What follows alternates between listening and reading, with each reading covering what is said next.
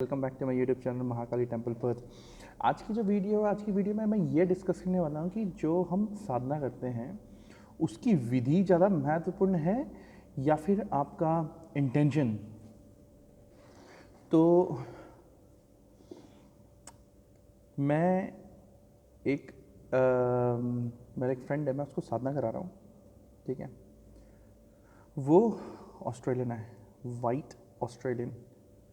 उसको हिंदी संस्कृत छोड़ो, हिंदी ऑब्वियसली नहीं आती, उन्होंने कभी तो सुना नहीं है। उनके लिए तो लाइक हम लोगों के जैसे चाइनीज़ लैंग्वेज है, उसके लिए बिल्कुल वैसे ही हिंदी है, कोई समझ नहीं आता। तो उसको इंटरेस्ट था कि साधना क्या होती है, कैसे होती है। तो मैंने उसको साधना सिखाई। उसमें उसको मैंने छोटे मंत्र, जो बीज मंत्र होते हैं, बीज मंत्रों वाली साधना कराई। शाबर मंत्र तो मैं करवाता, शाबर मंत्र भी हैं, मैं उसे करवा नहीं सकता क्योंकि वो बोल ही नहीं पाएगा। इतने बड़े बड़े मंत्र नहीं बोल सकते। उसको छोटा चाहिए जिसमें वो ठीक से उच्चारण कर सके और छोटा हो, ताकि वो याद रख सके। तो उसमें विनियोग न्यास कुछ उसको वो कर ही नहीं सकता। तो मैंने उसको इंग्लिश में ही करना सिखाया कि किस तरीके से आचमन लेना है, पानी लेना है, किस तरीके से आपको अपना प्रण करना है, कितने दिन। तो ये मैंने उसको सब कुछ इंग्लिश में सिखाया। मंत्र उसको संस्कृत का दिया, वैदिक मंत्र दिया। लेकिन उसकी एक चीज़ अच्छी थी कि उसका कंसंट्रेशन बहुत स्ट्रांग है। वो मेडिटेशन, वो कंसंट्रेशन, फुल कंसंट्रेशन से करता है। और उसको जब एक चीज़ समझा दो कि इस चीज़ से ये आउटकम हो सकता है, तो वो उस पर पूरा फोकस ले आता है। तो अभी रिसेंटली वो मेरे को बता रहा था, उसका 7वां दिन चल रहा था और उसकी जॉब ख़त्म हुई रात को 11 बजे, 12:30 बजे उसकी साधना शुरू होती थी, 12 से 2। टैक्सी इसने बुलाई, जितने भी ऊबर ड्राइवर्स सब उसका ऑर्डर कैंसिल कर रहे थे। 11:20 हो गए, उसको 12 बजे तक घर पहुंचना था, हाफ एन आवर का ड्राइव है। तो वो कह रहा है कि एक ऊबर, फाइनली 20 मिनट बाद एक ऊबर आके रुकी और ऊबर ड्राइवर, ऊपर गाड़ी चलाने वाला था एक फीमेल, मतलब एक फ़ीमेल आई। तो फिर उसने मेरे को मैसेज करा, उसने कहा कि ये इतना वियर्ड है क्योंकि फ़ीमेल उस टाइम पे ऊबर चलाने का मतलब है, इट्स 1% पॉसिबिलिटी कि रात को 11:30 बजे आपको फीमेल ऊबर ड्राइवर मिले। कह रहा उसका मास्क, मुंह ढका हुआ था क्योंकि मास्क यहाँ पे कंपलसरी था पर्थ में, मुंह ढका हुआ था उसका। लेकिन क्या था, एक अजीब सी फीलिंग हो रही थी कि ये शायद यहाँ कि वो ह्यूमन नहीं है।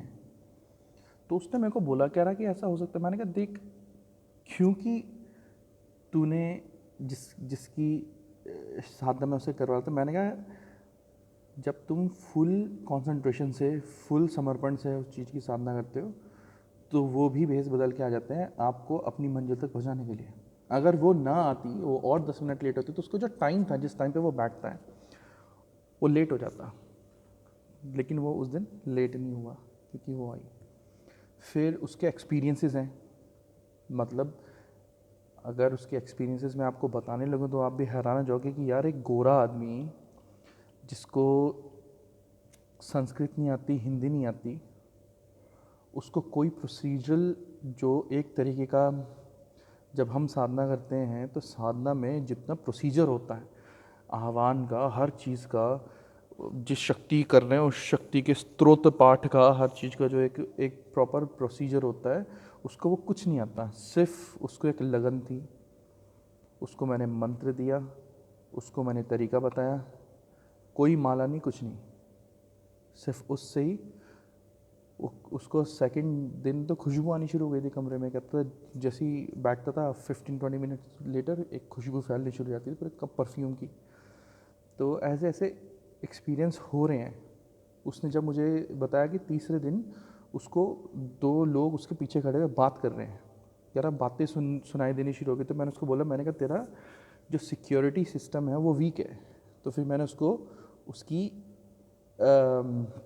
सिक्योरिटी बढ़वाई, जो उसके ऊपर जो मंत्रों का कवच लगवाता हूँ मैं उसको, तो वो मैंने उसको उसका रेपिटेशन ज़्यादा करवाया। मैंने कहा कुछ भी सुनाइए, अगर आप साधना कर रहे हो, अगर आप किसी भी देवी देवता की साधना कर रहे हो और आपको आवाज़ें आनी शुरू हो जाएं या कोई खट खट की या किसी आदमी की या औरत की, कैसी भी, ये सब डिस्ट्रैक्शन होता है। अगर आपकी साधना 9 दिन की, तो 9 दिन तक आपको कुछ भी नहीं होना चाहिए, मतलब कहीं से सूं करके आवाज़ भी नहीं आनी चाहिए।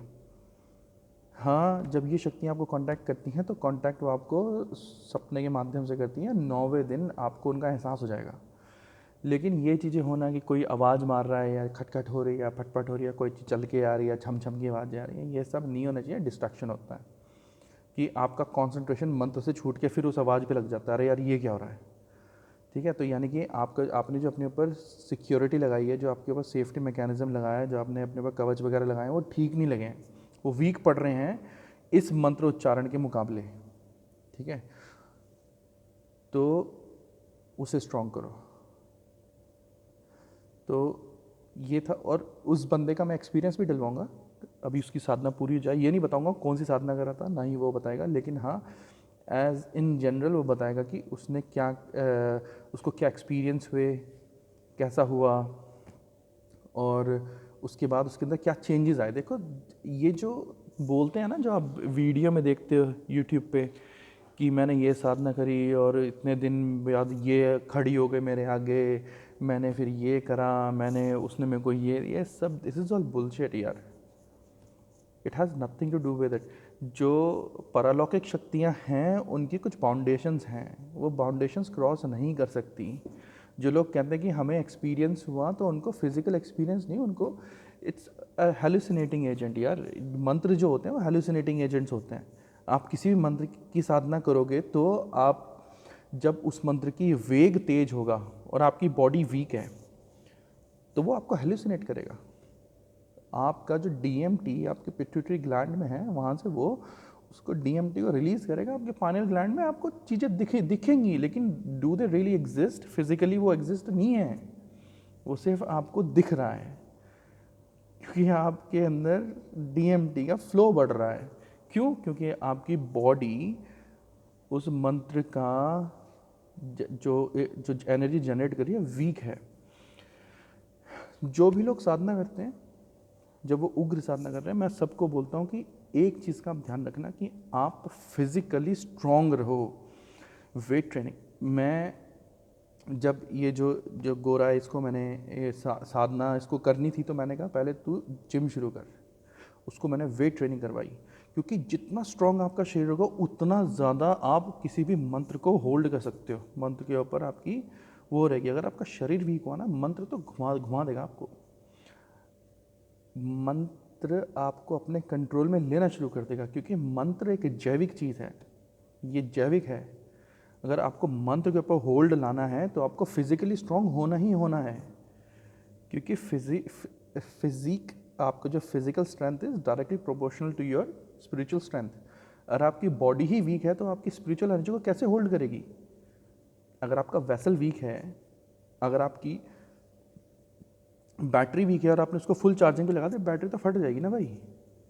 सेम चीज़ हमारी फिजिक के साथ भी है। इसलिए तो जो हमारे वैदिक धर्म में, जो सनातन धर्म में है, फिजिकलिटी को बहुत ज़्यादा महत्व दिया गया है। जितने भी ये बड़े बड़े अघोरी साधु संत होते हैं, ये सब योगा क्यों करते हैं? Yoga is a must for them. क्यों? फिजिकल स्ट्रेंथ के लिए। क्योंकि जितनी ज़्यादा उनकी फिजिकल स्ट्रेंथ रहेगी, उतना ज़्यादा सक्सेसफुल वो स्पिरिचुअल स्ट्रेंथ में होंगे। जितना ज़्यादा आप इस वेसल को, ये जो हमारी बॉडी है, इस वेसल का आप जितना ज़्यादा ध्यान रखेंगे, जितना ज़्यादा ये फिजिकली मजबूत होगा, उतना ही ईजिली आप कोई भी मंत्र साधना ईजिली कर सकते हैं। ठीक है, तो इस चीज़ का भी ध्यान रखें। ये नहीं कि आपकी बॉडी पूरी नशेड़ी में ख़त्म कर रखी है, फिर आप एक मंत्र को 3 दिन भी करोगे उसी में घूम जाओगे भाई। फिजिकल स्ट्रेंथ बहुत ज़रूरी है। आप क्या खा रहे हो, आप क्या पी रहे हो, आप अपनी बॉडी को किस तरीके से अफेक्टिव होने दे रहे हो, उससे आपको स्पिरिचुअल लाइफ में आपको इफ़ेक्ट होगा ही होगा। छोटी छोटी चीज़ें आपका सर घुमा देंगी। जब आपकी फिजिकल स्ट्रेंथ स्ट्रांग होगी तो आप बड़ी बड़ी साधना में उठाओगे तो आप वो झेल सकते हो, आपकी बॉडी झेल पाएगी। कई ऐसे मंत्र हैं कि आप कितने भी फिजिकली स्ट्रांग हो, जैसे आप जपना शुरू करोगे, विद इन 10 मिनट्स आपकी बॉडी शेक करना शुरू कर देती है। पूरा शेक क्यों होता है? कमज़ोर, आपकी बॉडी इतनी एनर्जी झेल ही नहीं पा रही है, स्पिरिचुअल एनर्जी। जो बड़े बड़े साधु संत होते थे, वो अपना क्यों बोल देते थे कि हम इस दिन को इतने बजे हम चले जाएंगे? क्यों? उनको पता था कि ये जो फिजिकल, ये जो वेसल है, ये अब एनर्जी स्टोर कर नहीं पा रही है।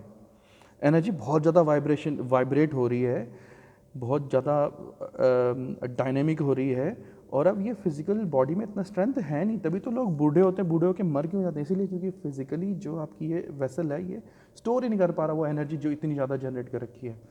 तो एट दी एंड एनर्जी जो हमारे अंदर है, सोल एनर्जी, इट एग्जिट्स, उसको छोड़ना ही पड़ता है वेसल, क्योंकि एनर्जी जब वो हो ही नहीं रहा। तो इसलिए ये मैटर नहीं करता कि आप कितनी विधि फॉलो कर रहे हो, आपका पैशन, आपका इंटेंशन, आपकी भक्ति, ठीक है, और आपकी किस तरीके से आप अपनी बॉडी को मेंटेन कर रहे हो, फिजिकली आप क्या मेंटेन कर रहे हो, आप क्या खा रहे हो, क्या पी रहे हो, आप कितनी शुद्धता बरत रहे हो, आप रेगुलर एक्सरसाइज कर रहे हो, योगा प्राणायाम जो भी है, वर्कआउट, जिम वगैरह कर रहे हो, उसी हिसाब से आपकी स्पिरिचुअल एनर्जी भी उसी हिसाब से फ्लक्चुएट करेगी, ठीक है।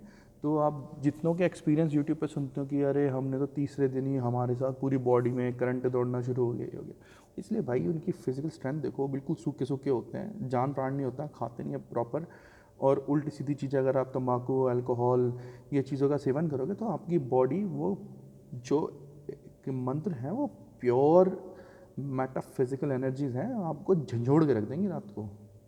सौम्य मंत्र तो फिर भी ठीक है, उग्र मंत्र तो हिला देते हैं।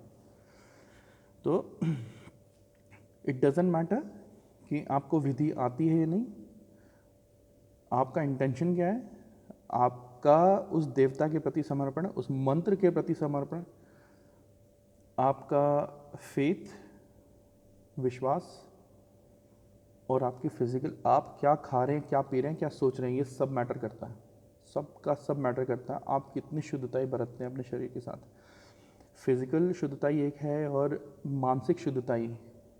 अब आप साधना कर रहे हैं किसी माता दुर्गा की और आप लोगों को गालियाँ मार रहे हैं, लोगों के बारे में बुरा सोच रहे हैं, तो आपकी साधना हो ही नहीं सकती पूरी। क्यों? क्योंकि एक तरफ आप पॉजिटिव एनर्जी जनरेट करें, दूसरी तरफ नेगेटिव, तो आप काउंटर बैलेंस ही करते रहिए आपस में। आपने क्या नई चीज़, क्या कुछ भी डेवलप नहीं करा। एक मैदान में दो तरवालियाँ हो सकती हैं कि आप अच्छी पॉजिटिव एनर्जी भी जनरेट करें और साथ में नेगेटिव भी करें, भाई ये तो न्यूट्रल होता रहेगा बार बार, आप कहीं जा ही नहीं पाओगे। 2 कदम आगे चल रहे हो, 3 कदम पीछे चल रहे हो, आप घूम के फिर 1 कदम पीछे रहोगे ना।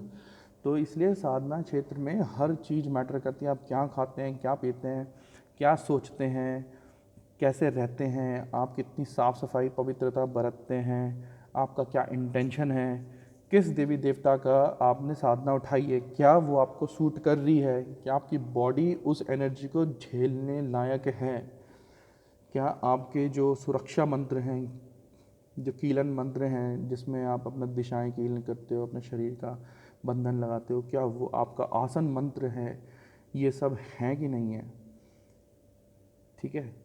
और अगर ये भी नहीं है तो भैया फिर उससे अच्छा भक्ति मार्ग में ये कुछ भी नहीं चलता, उसमें सिर्फ समर्पण और भक्ति चलती है, और उससे बड़ी कोई भी साधना है ही नहीं।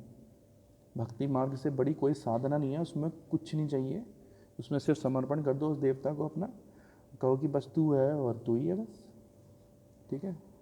तो आज की वीडियो में सिर्फ इतना ही। अगर आपको वीडियो अच्छी लगी है, लाइक करें, शेयर करें, सब्सक्राइब करें। आपका दिन अच्छा हो। जय महाकाली।